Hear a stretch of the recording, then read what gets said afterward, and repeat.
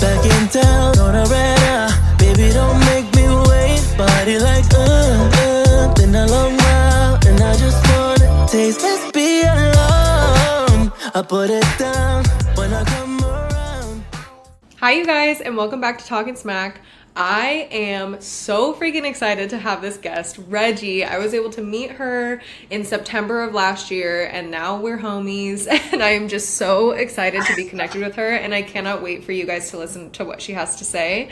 We are gonna jump right into it. I wanna ask you, how did you get into the lash world? How did you start your business? Yeah, so basically, I was an undergrad. It was my last year of undergrad, and I was planning on going into my master's. So I had just gotten accepted to master's in counseling because I wanted to be a therapist, and I needed a job that was pretty detail-oriented because I'm detail-oriented. I used to draw growing up, so I needed something that was challenging enough, but also gave me flexibility in terms of hours. So at that time, had been getting my lashes done for I think a year and a half. So at that time, it was almost like it made sense to go into the industry because I realized, wait, like that's pretty detail oriented. It's challenging, and it's gonna give me like the ability to work my own hours. So that's basically how I got into the lashing industry, and then kind of from that point forward, I didn't think that it was going to go anywhere, to be honest with you. I think I remember I entered the industry, or I got my training April, and then I didn't officially, I remember I just dove into it. Like I didn't even think for a second, like, what if this doesn't work out? Not at all. I literally just dove into it, logo and everything, like pink, and like designed everything. And then I just remember telling myself, okay, this summer before going into my master's, I'm going to go ham on content. I'm going to focus everything on this business so that I can hit the ground running once I start my master's. So I tried to essentially build as much as I could, build as much momentum that summer. And I didn't know where it was going, but that's also the same time I kind of blew up as well. So it was, I feel like it all kind of came together. And then from that point, I remember, okay, so I entered the industry, officially entered in May, and then my first viral post happened in July. And then from there, it just took off. I remember about trying to do being a full-time business owner and then full-time school, and it was so hard. I was so spread thin, and I just remember like my grades were not where I wanted them to be, and my energy was just so depleted. So I was it got to a point where I had to choose between pursuing a passion of mine that I had been wanting to do since sophomore of high school versus, pursuing my business, which I had just started less than 6 months ago by that point. And I ended up going with like just focusing on my business. My mom was against it. Like a lot of my friends were really surprised by that decision. But financially, it made more sense to me, and that's where my heart felt called, because I also grew up where like as soon as I moved out for college at 18, I had to be financially independent. So I was on my own. I didn't really have much room for my finances, so I had to take the more financially wise route, which was the business, and that's kind of how it started. Mm-hmm. That is so wild. I know you and I have talked off camera before about how you were a full-time student and how you just started doing it, and getting the traction that you did, especially on social media, I'm sure helped fuel that passion even more, and realize you can still take those bits and pieces from like what you learned in school for, counseling purposes, and you can actually help other women in this other way. And now you've branched out to training. And so how long did you lash before you started training? Were people reaching out to you? Did you see a gap in the industry and you knew, okay, this is something that I can help teach other women how to do? Because you came out with those styled strip sets and the wet lash look and the baby doll sets and all the different names that you have for them. And I just remember being like, damn, I got to try some of those because they are so pretty. And I actually think they look better on people's eyes than, Yes. I mean, some people like that full Russian volume, but I think those sets are more popular now than they've ever been in the past. They're definitely more flattering, more, I think they're more universal for most eye shapes.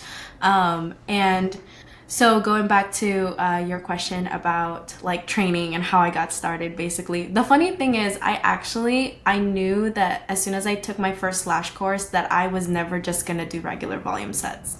So I made it a mission to like learn wispy sets. At that time, my best friend have always wanted wispy sets, and she would tell me she would tell me about how she was disappointed because nobody in the area in the US at that time, like wispies weren't popular. Like it hadn't hit the US yet, but they were booming outside of the US, like in Canada and in Europe. And so I thought, okay, what if I'm the lash artist that offers that? So that was my first thought. So going into my beginner training, well, if I had to go back and do it differently, I probably would have waited a few more months of like doing regular volume before I jumped into advanced styling. But what I did was I learned the basics while learning advanced styles, and I would sit through sets like 11-hour sets. I kid you not. My first strip lash set, because I was also a beginner, was 11 hours from 7 p.m. to 6 a.m. Now I took on that challenge. Yeah, I'm not kidding. My model was my best friend. She was desperate. So I took on that challenge because I just knew in my heart that I was going to be up for it. So the thing is, I don't necessarily believe that it's not that I don't think like people need to learn the basics first before they do advanced styles. No, it's just more or less like you need that in order for you to like do sets within a reasonable amount of time. That's why 11-hour sets was not reasonable for me. You know what I mean? Like I was doing like 7-hour sets, 8-hour sets. No one's gonna sit through that except my best friend. Luckily I had her. So then with those styles, I knew that I would be the kind of person that would put in the work. So I knew that I was going to be able to do it. So that's why I took on that challenge. And then when my first ever strip lash set went viral, that's when the demand in social media started to come in. Like there was people in the US, they started realizing, okay, this set is starting to get popular. Clients are wanting these sets more. So then, that's when the demand started for sure, because I had more eyes on my business now. That's what social media does for your business, is it provides visibility basically. So with that, but also wanting to fill the gap, because it did start with that. I wanted to fill the gap in the industry, and then there was a demand. So it was both. And then in terms of the confidence, since I didn't cut corners, because I knew more than anyone how much hard work I put into it. The thing is, because I knew how much like effort I put into learning those styles and experimenting, I think that's where the confidence came from. Was from that, from all the action that I took to get to that point and being able to execute those sets. So those compounding factors just led to me releasing my training, and that was in, I think, October was when I first had my first training. So that means May, June, July, August, September, October, 5 months. It's not a beginner training, it was specialized courses. So it was specifically wispy and wet sets, because at that time I didn't think I was qualified enough to teach beginner. I'm going to be honest with you, because I was also technically still a beginner. But what I do know is that I'm an expert in a specific area. So I didn't think I needed to wait like a year before I started teaching, because I just knew my skill in that area was, good enough to teach basically. I totally agree. And I feel like that's something in the industry that isn't talked about enough, that just because you have 7 years of experience doesn't necessarily mean you're an expert in certain styles, doesn't necessarily mean you're an expert to teach someone else. And I think it takes a very special person to become an educator, and you have to have the patience, and I think you have to be honest with your students too. Exactly like you said, you knew you put in the work, you did those 11-hour sets, those 8-hour sets. And it's funny because you saying that actually reminds me of, have you seen all those TikToks or reels that are talking about like, hey, my girl said she had to pack an overnight bag for her lash appointment, like, is this true? And it's like, your girl had to pack an overnight bag for her appointment because you were specializing in something. And but yeah, I think it's so important to know that, like, I think so many of us put those roadblocks up in our own path to success because we think, oh well, that person's been training longer than I have, or that person's been doing this. And then for you to even say, like, I want you guys to listen to that again. Rejie said, because I knew I put the time and effort into it all, you became an expert in those specific styles so much faster than if you were trying to master all the things at once. And let's be honest, training a very brand new beginner is way harder than training someone who has experience and wants to specialize in certain sets, because you're no longer focusing on the variables that you have to think about when you're a beginner. Because when you're an expert, or when you're, you know, a master lash artist, or when you've been lashing for a few years, you have that, just it's like riding a bike. You have that down, and now you get to focus on the style of things. Do you ever have students that like get discouraged, or do you ever have students that feel like, oh my gosh, I don't think I'm ever going to get this? You know, what do you say to them, or how do you help instill confidence into those students? I think that it kind of got to, I think for me, social proof for sure helps. But every single one of my students, the funny thing is, they walk in and they'll say, all your students' work are so amazing, but they always feel like they're going to be that student that isn't going to do good. And I'm like, I'm over here like, you see the student results, like how would you be any different? You know what I mean? But that's also why I have certain standards for who can take my class, because that decreases that increases the likelihood of them succeeding. I can't have a brand new lash artist into my class because I just know they're gonna struggle more. So having the standards for sure helps with instilling confidence in them, because at the end of it, that's when they'll see the results, right? So normally what happens with my trainings is, up until the time that their model opens their eyes, they're doubting themselves. And during that entire time, all I'm saying is trust the process. Trust me. It's like I'm asking them, like, I need you to trust me and my method, because it is a proven, tried and true method. And well, obviously that confidence in me saying that comes from the fact that I have a lot of social proof. In the beginning, I knew that it would work because I've tried it myself, like hundreds of hours put into doing these styles, the specific layering method that I teach. Obviously, it's evolved since then to match my skill now as a lash artist. But when it comes to the confidence part, I think it has to start from the mentor, the educator, knowing that what you teach them is something that you know wholeheartedly to be like to work, because it's worked for you. So it starts with that, just telling them trust the process, follow the method. If you follow the method, there's like 99% chance that this will work. And so they doubt themselves, and when their models open their eyes, that's when they have the aha moment, like, I did that, wow, like it does work, I just have to follow it. But I promise you, they like are literally like dying during the model set, like they're like, Rejie, I don't think this is working.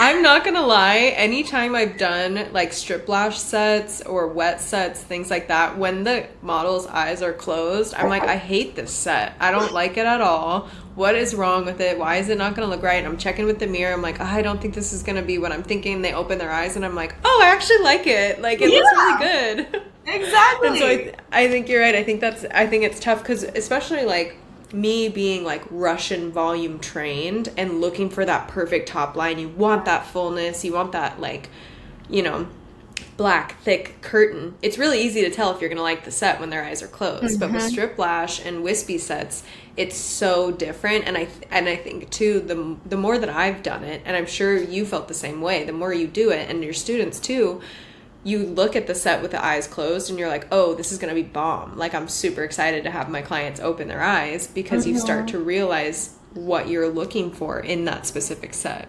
Yeah, the visual memory of it. I tell all my students, like, right now it looks weird because you've been used up to this point. Majority of you guys are used to doing sets a different way. And so they look a different way from the lash artist perspective. So I really ask them, like, I need you to be open-minded and I need you to trust me when I say it looks okay. And I try to tell them the key factors to be looking for. Like, this is how we know it's looking okay. And this is what I do to make sure it looks okay. And so I, like, really walk them through the process. And then by the end of it, hopefully, my hope is for them to be able to look at it from, like, a lash artist perspective without the clients having to open their eyes. Obviously, the clients opening their eyes at the end it's almost a reaffirmation that, like, okay, I did good. But, like, I also want them to build the visual memory of, like, what do you need to be looking for as a lash artist while you're lashing? How do you know it's going well? So that's something that I like, the troubleshooting part of it, and making sure that everything is going well. Like, that's something I definitely cover, because I think that helps with the confidence part too, because you're not gonna want to keep going if you feel like it's going shitty. But if you feel like it's going well, it's gonna push you to try harder. Exactly. Well, and I feel like too, like, knowing that your trainer or your mentor or whoever you're paying to help elevate your skills, if they're a good trainer, they're not going to lie to you. If something looks shitty, we're going to tell you, and we're going to adjust you, and we're going to course correct you to get you on the right path. Like, I think that was something that I struggled with in the beginning, because I was like, I had a hard time delivering constructive criticism without, in a nice way that, like, still encouraged them. And I think finding the right mentor to be able to do that, because now I'm like, I'll move your hands, I'll adjust everything, I'll be like, hey, this is what we're doing wrong, like, this is what we want to focus on. And I think even just from seeing your videos of you training, you can tell that you're very much in there. You're very much helping them and correcting things. And, like, those are the things that students should be looking for in a mentor, because it's going to get them there so much faster than just saying, oh yeah, it looks good, or like, oh, maybe try this a little bit. Like, you need that feedback to be able to course correct and get you going in the direction that you want to go. No, totally. I think constructive criticism is integral, because, I mean, that's what they're paying you for. It almost feels like it's such a disservice to your student if you aren't ready to give constructive criticism. So I think I would say one of the factors that you need to think about when you're thinking about being an educator is, are you ready to give constructive criticism without, like, feeling icky about it? Because that is part of the job, and that's a very important part of the job, because, like I said, that's what they're paying you for. They're not paying you to be a cheerleader. I mean, they're paying you to be a cheerleader and to also push them, to do better and to be better. Yeah, so yeah, totally absolutely. agree with 100%. And I feel like too, the students that get it the fastest and the easiest are the ones who are so open to that constructive criticism. Yes. Because I'm sure you've had a mix of both, where some are just like, oh, well, I like doing it my way better, I like doing it like this. And that's really hard as an educator too, to be like, hey, you came into my class to pay me to teach you my method. And it's like, sometimes, like, I've had a couple students who were like, well, I want to make my fans this way, and they've reached out months later being like, I wish I would have listened to you and practiced your way in class, because now I'm still struggling. And the students who come in and, like, have questions and don't feel embarrassed to ask clarifying questions and want to get to the bottom of it, and, like, I look at it like a partnership. Like, we're in a partnership together to get you as far as we can today. And, like, hey, I'm gonna be here when you leave if you have questions. And seeing the success that your students have had is so cool to see. And, like, I just love watching your journey and seeing everything that you're doing. And, like, I think it's so cool, like, your kits, and you have your custom boxes, and, like, I don't want to give anything away, but, like, do you have tweezers? Do you have stuff coming together? Yeah, they're unreleased for the time being because I'm getting my website together. But the crazy thing is, like, I never even thought I would create a product line. I remember talking in the very beginning of my, I didn't even think I would train, but like, you know, I said a lot of things that I didn't say. I said I would do a lot of things, and now I'm doing them.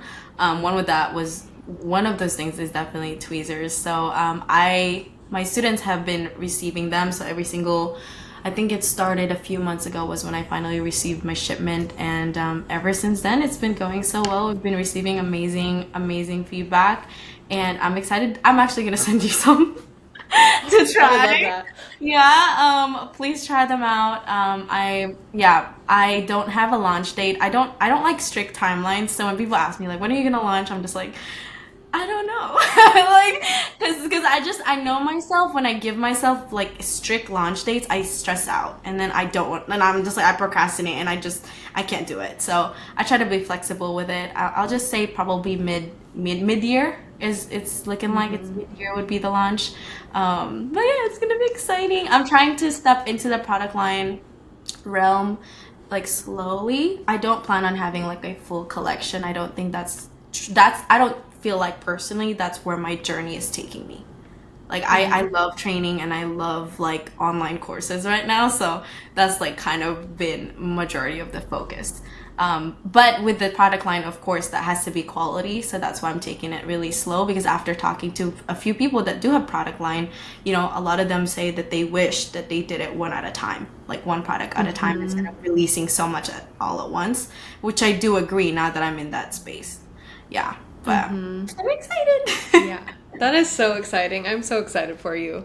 I feel like same thing. Like I have a ton of friends who have brands, and it's because that was something I was like, oh, I need a product line, because I think I talked about this on a past episode, but it's like we have that path set out for us. It's like, oh, I become a lash artist, then I become a trainer, and then I get a salon space, and I hire a team, and I start a product line, and all the other things. And it's like you have to figure out if it is something you do actually want, and if it's a need in your space. Obviously, like, it's something that you can go after and do, but like also knowing there's, you know, all the time, effort, and energy you put into different pieces of your business, it just becomes more and more the more things you add onto your plate.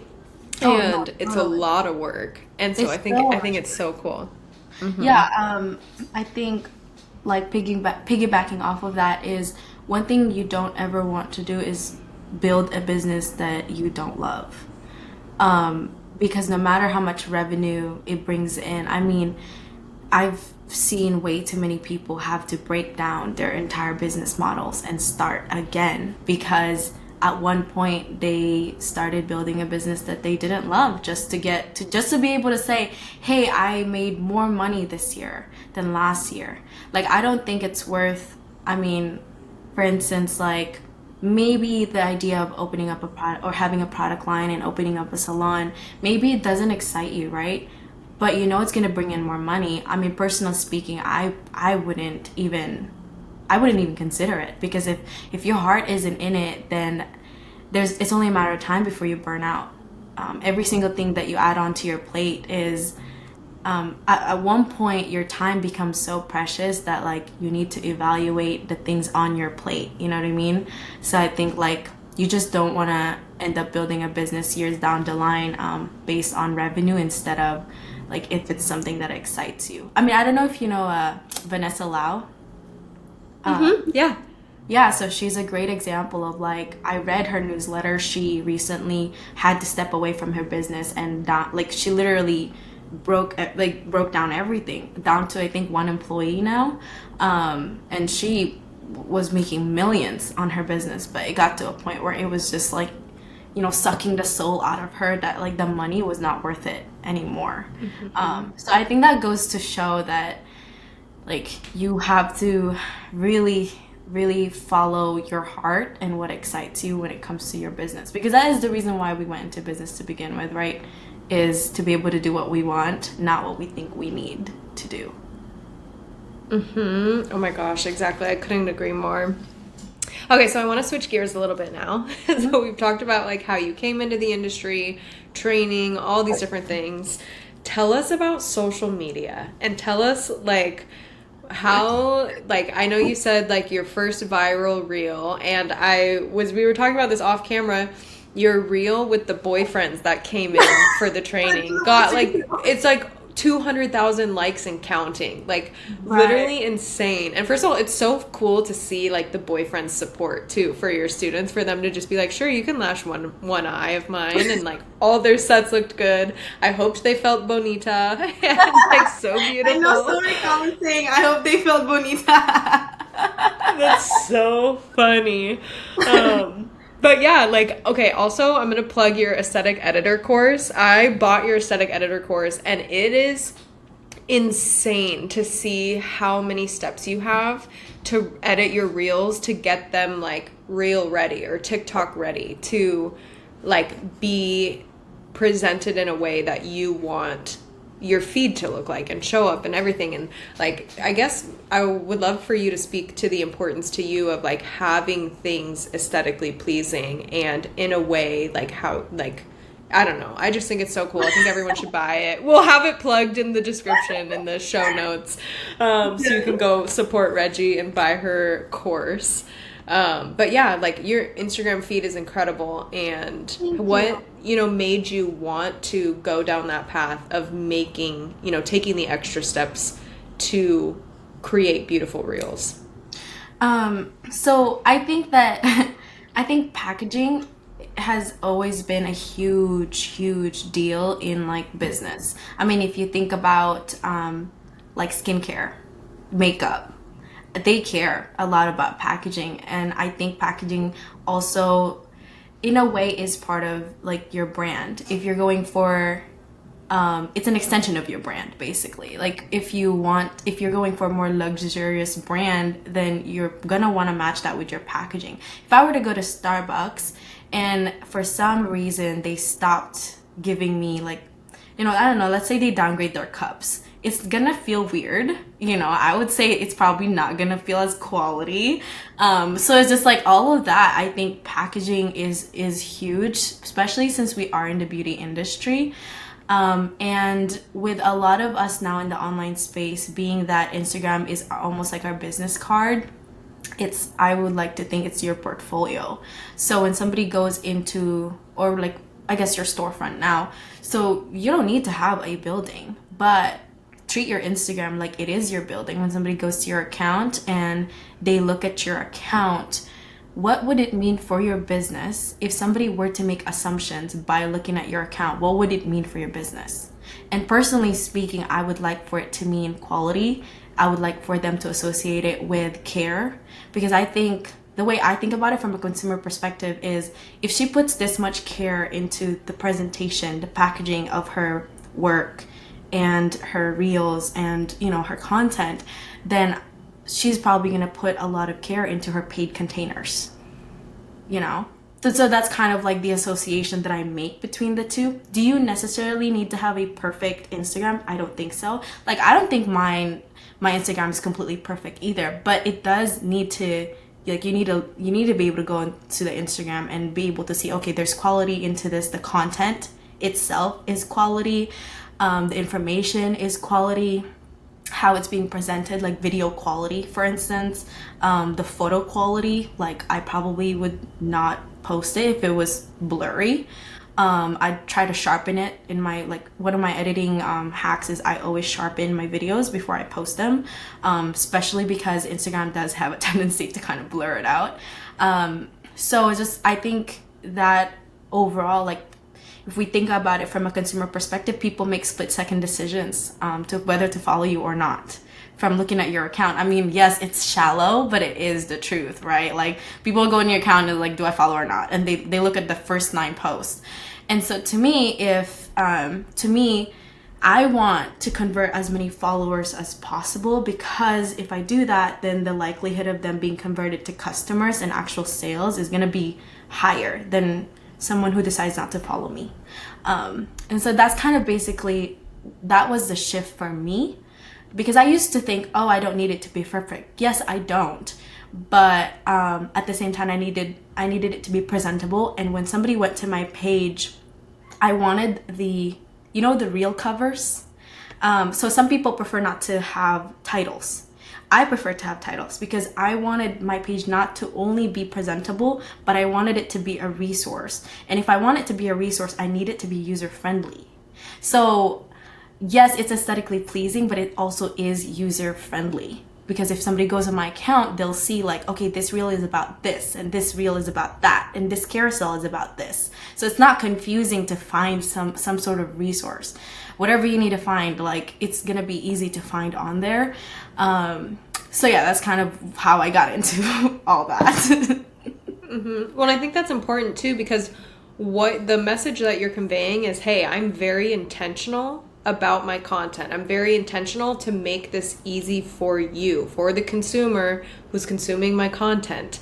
It's not a place where I have to guess what I'm looking at, what reel is going to be shown to me, because you have titles. And I think that's something that I started to realize over the last year, is even just having those captions or choosing the reel cover wisely, because people are lazy. And I always say this, you know, especially with people like booking, if it's hard for them to book and they have to message me 100 times back and forth to find an available time, it's you know, putting roadblocks up to them booking with me and being a consistent client.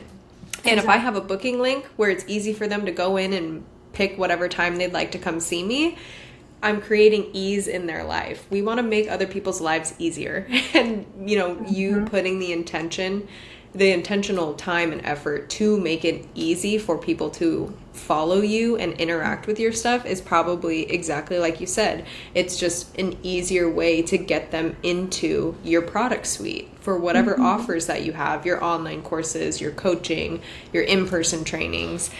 And they, you know, I think it just comes down to, they can tell that there's effort being put into it. And exactly like you said, they can tell that there's going to be that much more effort in your paid containers.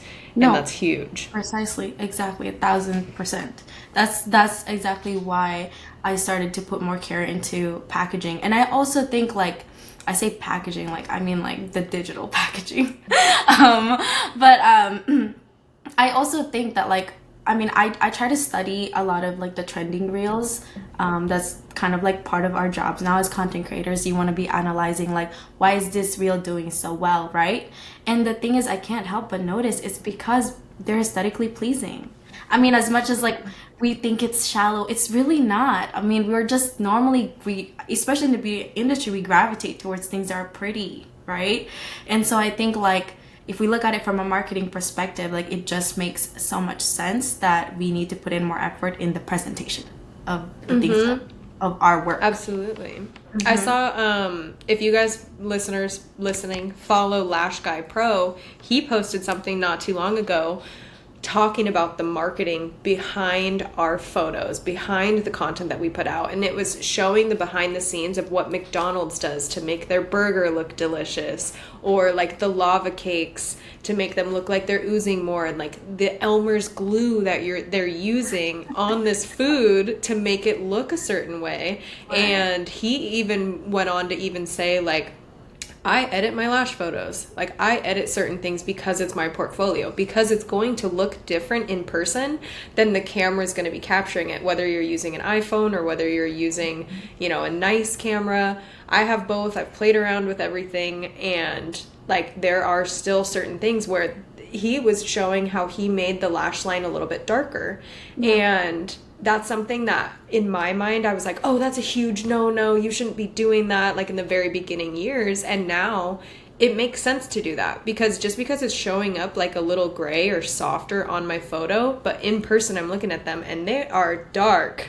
And again, like you said, it's your portfolio, it's what you're showing, and it is a marketing tactic, and it's something that, you know, we can do, and we shouldn't feel bad about making our things more aesthetically pleasing to help get people into our world. And it's not a lie. The thing is, it's not like you took a mega volume set and added texture. Like, that's not what we did. We know that in person it's darker than what the iPhone captured, right? So the way I think about it is, you want to present your work in the best way possible. So what is that? How is that? And I think, like, I think we all know kind of the limit, obviously. Like if you're literally like patching a lash from here to here, like that's probably not like not posting with integrity. But I think for the most part, like I think that most people know the boundaries when it comes to editing. And I just think for me, the reason why I do it is really to remove distractions. I want the highlight of my, like, where if I'm presenting my work, I want it to highlight my technique. I want it to highlight the lashes. And that's why I edit. That's even my video edits. Like, the reason why I edit the skin for my videos is so that the focus is on the lashes. Because that's what I'm selling, right? Like, we want the focus to be whatever it is that you're selling. Yeah. Absolutely. I think you're so right, and there's nothing wrong with doing that. And exactly like you said, know your limits. Like if you got someone 50% full and you're making it look like you got them 100% full, that's where there's a line that you Like, just that's can't where, like, cross. that's a little bit of an issue. That's false advertising. That is. That's so funny. Okay, so I have a kind of random question. What does your day-to-day look like? Are you still lashing clients? Are you focusing mainly on training and online courses now? Or what does a typical week for Rejie look like? I feel like I can talk better in terms of a typical month. So I say I do 2 group trainings a month. Normally, each one is like 4 to 5 girls. And then I also do 1 beginner training a month. So that is normally semi-private. So I've kind of got, like, for my private trainings or my beginner trainings, they're mostly 1 to 2s now. So I do that. So we're totaling almost 12 students. So that's the breakdown when it comes to the monthly trainings. In terms of clients, I probably take around 5. Sometimes I open up some spots if I want to do models. And so 5 recurring clients. Sometimes I'll book myself models. I try to book myself once a month if possible. And then that's for content normally. And then my week, how it normally looks like. So Mondays and Saturdays are normally my days off. And then Tuesday, Wednesday, I lash. I train on Friday, sometimes Thursday and Friday. Wednesday, though, is now transitioning to be a training day for when I book a beginner training. And I also have like private, like business mentorship. So that's something that I am focusing a lot more on. And like normally in my packages, I do like 3 days of messaging support. So that means that not that I try to free up my time, but I'm more flexible with my days because I don't lash as much anymore. And then the rest of my blank space is just dedicated to working on other projects, or if I want to kind of just relax and not do so much. That's why I did my group trainings, because I realized with the rate of, like, with me doing my 1 to 2s, I would be booked out like probably like 5 months in advance if I do that. So I didn't want to be booked out 5 months in advance if I could just like deliver the same quality and potency in, 1 training with 5 girls. Yeah. Work smarter, not harder. Yeah. I feel like that's one thing too that I've noticed, because I've primarily done one-on-one or 1 to 2 trainings for the past 2 years, and it is so much energy being exhausted training. And if you're doing that every single weekend or multiple times a week, there was a 5-month stretch last year that I worked every single weekend with a one-on-one or 1 to 2 training. Oh, wow. And I just remember feeling so exhausted. I would try to have conversations after trainings, or like by the end of that 5 months, I was like, I don't even know how to hold a conversation anymore. I was like, my brain is like lashes only. Like, I can't think, like, I could, teach you my training right now, but I can't have a normal conversation with you because it is so much energy. And I think being able to deliver that same information to, 3 to 5 people in one sitting instead of doing it 5 days throughout the week or 6 days throughout the week is so much more helpful for you to also feel like, oh, okay, like on my days off, I can go enjoy my life. I can do the things that Yeah. I'm excited about So that you and could be have the 100%. energy. Exactly. So you could be 100% for your training. And that's how I thought about it. It was like, if I do this, if I keep going with this system of 1 to 2, I just know I'm going to burn out. Because I think I was doing it like, I would give myself 1 weekend where I don't train. But that still was a lot for me, because it would be a really long stretch of time that I would be talking. And I think what people don't realize when you're an educator, if you're a good one, is you aren't just delivering lash information. You also have to really use your people skills. And that takes a lot of energy to use your people skills, to be compassionate, to communicate really well. Like, all of that requires intentionality. And so, like, by the end of it, you're just drained. And I know that if I wanted to keep serving my students at the best possible like level, I needed to be like, okay, like I needed to put my mental health and my emotional health first. I tried, when I went to San Jose, I did that 8-girl training, and that was honestly very intimidating. It was the very first group training I ever did, and I jumped from like doing 1 to 2s to suddenly 8 girls.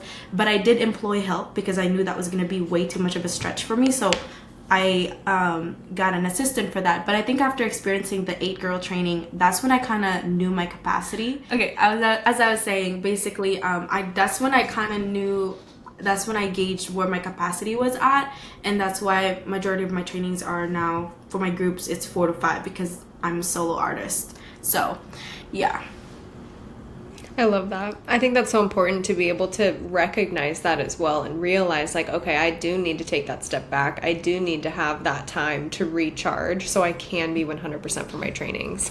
And oh, it's so fun. Do you have any exciting new online courses coming out, or do you want to tell us about the courses that you do have, or any upcoming dates that you have that you want to share with the audience? Yes, lots of exciting things. So my June trainings are almost booked out. I have 1 spot left for June 23 and 1 spot left for June 30. And then the current courses that I have besides aesthetic editor, it's also IG growth. So if you really want to know from my perspective how to strategically grow your Instagram, I feel like for me, IG growth and aesthetic editor are like yin and yang. Like, you need to have the strategy and you need to have the presentation in order to build a solid Instagram presence. So I talk in depth more too about branding, like building a personal brand, which a lot of us educators, we need to build a personal brand, which is different from like a corporate brand. Like if e-commerce is like, I guess marketing for e-commerce is a lot different from like growing a platform of you as an educator. So I talk about branding for sure in IG growth. And then as far as upcoming things, I do have a masterclass coming up, and I guess we'll just like talk about this here. I have a masterclass coming up, and it's gonna be, so when I say masterclass, it normally means it's like a live webinar, because I know a lot of people sometimes confuse it for an in-person class, but no, it's a live webinar, and it is going to be, I'll be teaching you guys how to sell on your stories, because I have been doing that for the last 2 years. That's how I built my business to be like 6-figure business without having to create like the fancy posts for my Instagram feed. So you're gonna learn how to tell on your stories and build a business that way. So that's one masterclass. Another one that's coming up is a coaching program. So I haven't shared about it either, but I guess I'll share about it now. I'm excited for this. But basically, this is going to be a mini mind. I think I heard you're also creating a mini mind, no? I was, and now that we are transferring over websites, I was like, I'm going to wait to do this because the website needs more of my time and attention. Yeah.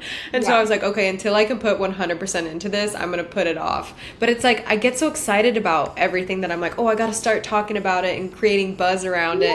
And then I'm like, wait a minute, like I need the time and attention to like focus on other things right now. And then I'll put the effort into it. But yeah, so that is coming. Yeah, that's exciting. Yeah, so for this mini mind, basically it's gonna be just about building your brand. We're like focusing on content, but also focusing on building like, you know, your business. How whatever at whatever stage you're at in your journey. So especially for people who are trying to transition from being clientele based to being an educator. So this is gonna be like for those people, because I think you need all those components. Like the way that you approach your social media is gonna have to pivot when when trying to go from an artist to an educator, and even that transition itself of who you are as an artist versus who you are as an educator also needs to evolve.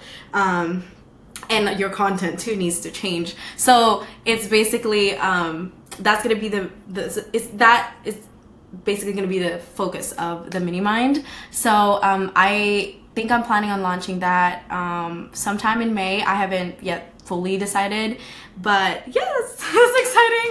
We So talked exciting. about it in a minute. I love that. I'm so excited for you. Will you? And again, you guys, we'll have all of everything where you can find Rejie in the show notes. We'll have all of her courses linked and everything like that. But yeah, tell us where we can find you on Instagram and hang out with you more and become a part of your world. Yeah. So unfold.aesthetics without an A, that's where you can find me. And most of my offers are going to be on my link in bio. So if you go down that list, like you can book a training there, you can purchase IG growth, an aesthetic editor. If you want to do it as a bundle, you're able to just add, like if you were purchasing aesthetic editor, you're able to add IG growth for a discounted price immediately at checkout. I'm going to be adding more stuff into it, but if you are looking for business mentorship, that I would prefer that you guys DM me for information, and then we can chat more about that. But if there's something you're looking for basically that isn't on my link in bio, just feel free to message me. Like I'm going to answer your message for sure, and we can probably like work something out. If you need a custom training and I have room for it, we can talk about it. Yeah, I love that. Growth Thank is you your so much for... Yeah, exactly. Thank you so much for coming on, Rejie. I had so much fun talking to you today, and I'm so excited for everybody to get the value out of this episode. Don't forget to take a screenshot wherever you're listening and tag us both, and we will see you guys in the next episode.